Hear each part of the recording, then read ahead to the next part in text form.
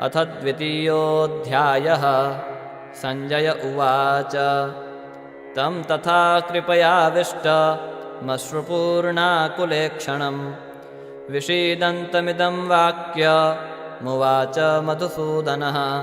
श्रीभगवानुवाच कुतस्त्वाकश्मलमिदं विषमे समुपस्थितम् अनार्यजुष्टमस्वर्ग्यमकीर्तिकरमर्जुन। क्लैब्यमास्मगमः पार्थ नैतत्त्वय्युपपद्यते। क्षुद्रं हृदयदौर्बल्यं त्यक्त्वोत्तिष्ठ परन्तप। अर्जुन उवाच कथं भीष्ममहं संख्ये द्रोणं च मधुसूदन। इषुभिः प्रतियोत्स्यामि पूजार्हा वरिसूदन। गुरून् हत्वा हि महानुभावान् श्रेयो भोक्तुं भैक्ष्यमपीह लोके। हत्वार्थकामांस्तु गुरूनिहैव भुञ्जीय भोगान् रुधिरप्रदिग्धान्। न चैतद्विद्मः कतरन्नो गरीयो यद्वा जयेम यदि वा नो जयेयुः। यानेव हत्वा न जिजीविषामस्तेव स्थिताः प्रमुखे धार्तराष्ट्राः। कार्पण्यदोषोपहतः स्वभावः पृच्छामि त्वां धर्मसम्मूढचेताः। यच्छ्रेयः स्यान्निश्चितं ब्रूहि तन्मे शिष्यस्तेऽहं शाधि मां त्वां प्रपन्नम्। न हि प्रपश्यामि ममापनुद्यात् यच्छोकमुच्छोषणमिन्द्रियाणाम्। अवाप्य भूमा वसपत्नमृद्धम् राज्यं सुराणामपि चाधिपत्यम्। संजय उवाच एवमुक्त्वा ऋषिकेशं गुडाकेशः परन्तप न योत्स्य इति गोविन्द मुक्त्वा तूष्णीं बभूवः। तमुवाच ऋषिकेशः प्रहसन्निव भारत सेनयोरुभयोर्मध्ये विषीदन्तमिदं वचः। श्रीभगवानुवाच अशोच्यानन्वशोचस्त्वं प्रज्ञावादांश्च भाषसे। गतासून गतासूंश्च नानुशोचन्ति पण्डिताः। न त्वेवाहं जातु नासं न त्वं नेमे जनाधिपाः। न चैव न भविष्यामः सर्वे वयमतः परम्। देहिनोऽस्मिन् यथा देहे कौमारं यौवनं जरा तथा देहान्तरप्राप्तिर्धीरस्तत्र न मुह्यति। मात्रा स्पर्शास्तु कौन्तेय शीतोष्णसुखदुःखदाः। आगमापायिनो नित्यास्तान् स्थितिक्षस्व भारत। यं हि न व्यथयन्त्येते पुरुषं पुरुषर्षभ। समदुःखसुखं धीरं सोऽमृतत्वाय कल्पते। नासतो विद्यते भावो नाभावो विद्यते सतः। उभयोरपि दृष्टोऽन्तस्त्वनयोस्तत्त्वदर्शिभिः। अविनाशि तु तद्विद्धि येन सर्वमिदं ततं। विनाशमव्ययस्यास्य न कश्चित् कर्तुमर्हति। अन्तवन्त इमे देहा नित्यस्योक्ताः शरीरिणः। अनाशिनोऽप्रमेयस्य तस्माद्युध्यस्व भारत। य एनं वेत्ति हन्तारं यश्चैनं मन्यते हतम्। उभौ तौ न विजानीतो नायं हन्ति न हन्यते। न जायते म्रियते वा कदाचिन् नायं भूत्वा भविता वा न भूयः। अजो नित्यः शाश्वतोऽयं पुराणो न हन्यते हन्यमाने शरीरे। वेदाविनाशिनं नित्यं य एनमजमव्ययं कथं स पुरुषः पार्थ कं घातयति हन्तिकं वासांसि जीर्णानि यथा विहाय नवानि गृह्णाति नरोपराणि तथा शरीराणि विहाय जीर्णान् न्यन्यानि संयाति नवानि देहि नैनं छिन्दन्ति शस्त्राणि नैनं दहति पावकः न चैनं क्लेदयन्त्यापो न शोषयति मारुतः अच्छेद्योऽयमदह्योऽयमक्लेद्यो शोष्य एव च नित्यः सर्वगतः स्थाणुरचलोऽयं सनातनः अव्यक्तोऽयमचिन्त्योऽयमविकार्योऽयमुच्यते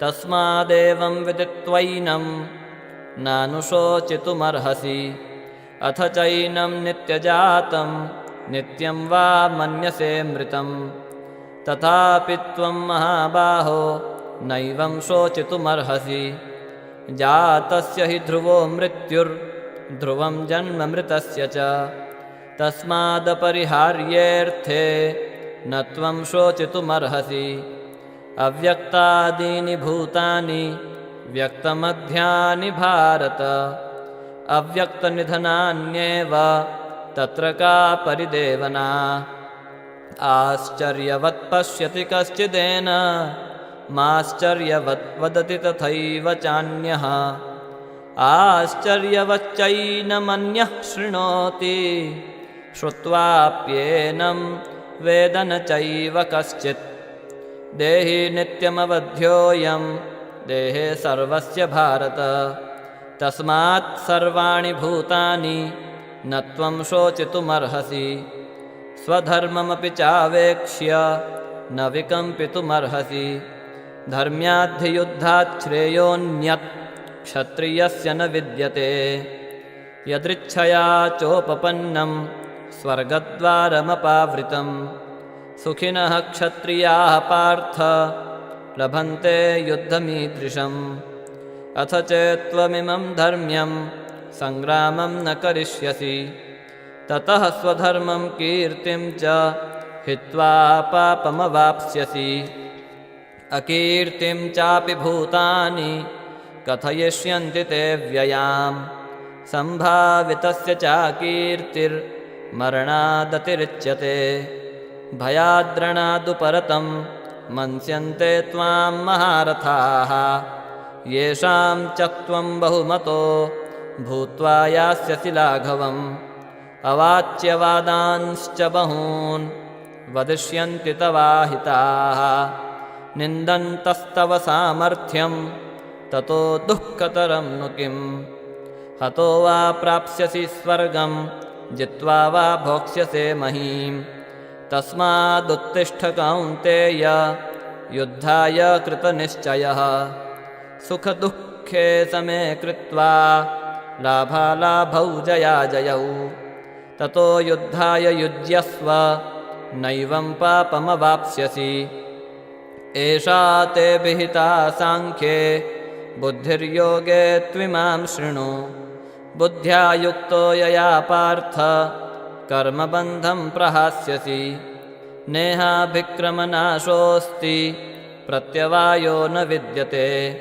स्वल्पमप्यस्य धर्मस्य त्रायते महतो भयात् व्यवसायात्मिका बुद्धि रेकेह कुरु नन्दन बहुशाखायनन्ताश्च बुद्धयो व्यवसायिनां यामिमां पुष्पितां वाचं प्रवदन्त्यविपश्चितः वेदवादरताः पार्थ नान्यदस्तीति वादिनः कामात्मानः स्वर्गपरा जन्मकर्मफलप्रदां क्रियाविशेषबहुलां भोगैश्वर्यगतिं प्रति भोगैश्वर्यप्रसक्तानां तयापहरितचेतसां व्यवसायात्मिका बुद्धिः समाधौ न विधीयते त्रैगुण्यविषया वेदा निस्त्रैगुण्यो भवार्जुन निर्द्वन्द्वो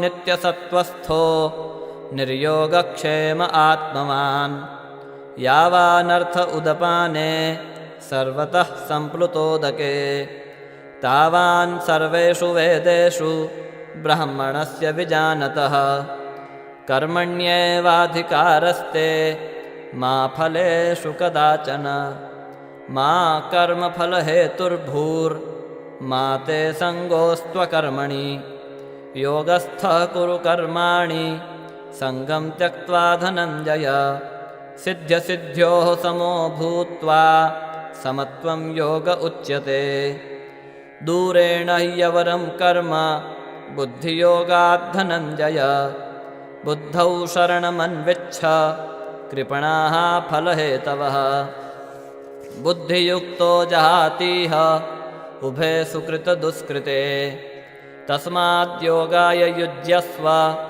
योगः कर्मसु कौशलम् कर्मजं बुद्धियुक्ता हि फलं त्यक्त्वा मनीषिणः जन्मबन्धविनिर्मुक्ताः पदं गच्छन्त्यनामयम् यदा ते मोहकलिलं बुद्धिर्व्यतितरिष्यति तदा गन्तासि निर्वेदं श्रोतव्यस्य श्रुतस्य च श्रुतिविप्रतिपन्ना ते यदा स्थास्यति निश्चला समाधावचला बुद्धिस्तदा योगमवाप्स्यसि अर्जुन उवाच स्थितप्रज्ञस्य का भासा समाधिस्थस्य केशव स्थितधीः किं प्रभाषेत किमासीतव्रजेत किं श्रीभगवानुवाच प्रजहाति यदा कामान् सर्वान् पार्थमनोगतान्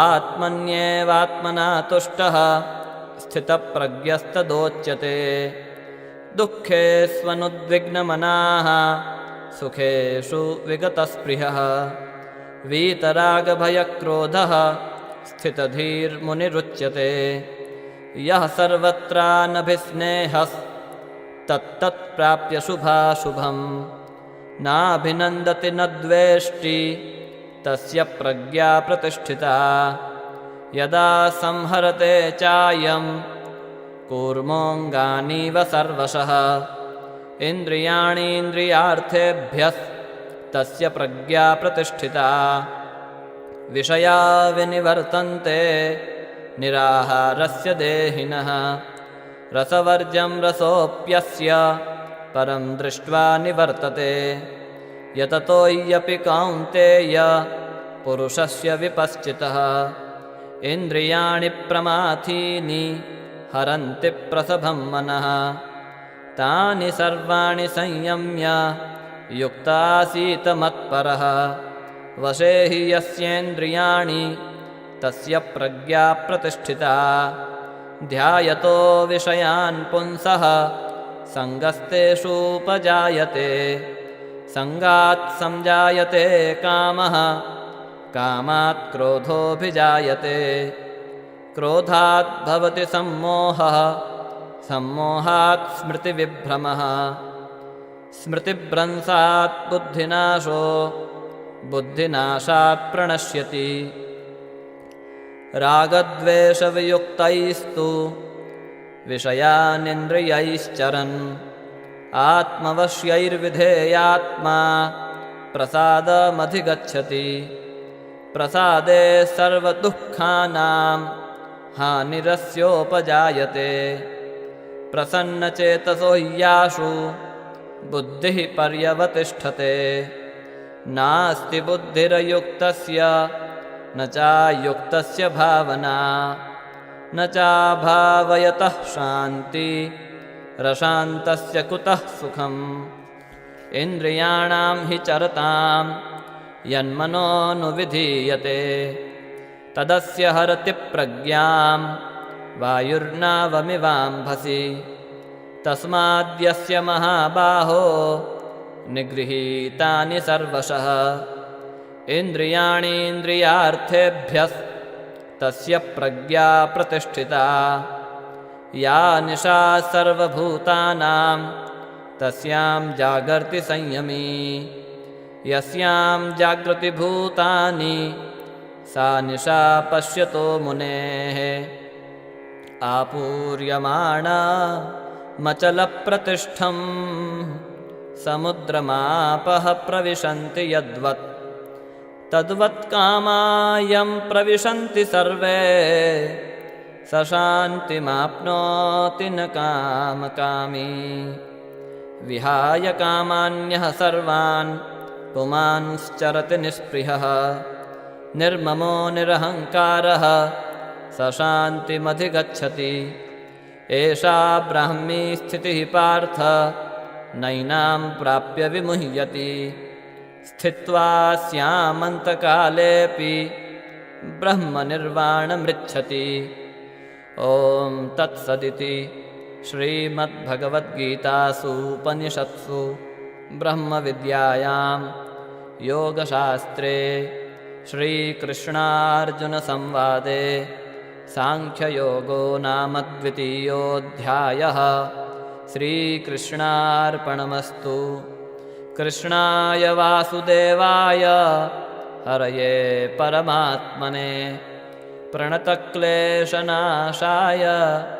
गोविन्दाय नमो नमः। गोविन्दाय नमो नमः।